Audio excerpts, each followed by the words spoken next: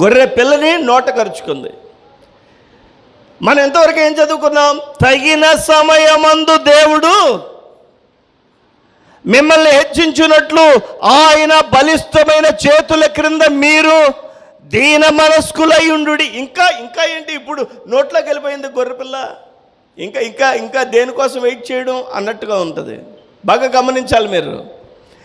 ఈ గొర్రెపిల్ల మందలోనే ఉన్నాను అనుకుంటుంది, కానీ ఈ గొర్రెపిల్ల తల్లికి జారబడ్డాను అనుకుంటుంది. కానీ గొర్రెపిల్ల మీదకి అకస్మాత్తుగా ఏమైందంటే చెప్పండి, సింహం వచ్చి నోట కరిచింది.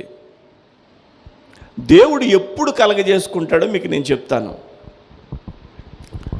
చివరి వరకు దేవుడు పట్టించుకోలేనట్టుగా ఉంటాడు. తగిన సమయమందు ఆయన సమయంలో మాత్రమే ఆయన కలగజేసుకుంటాడు. సింహం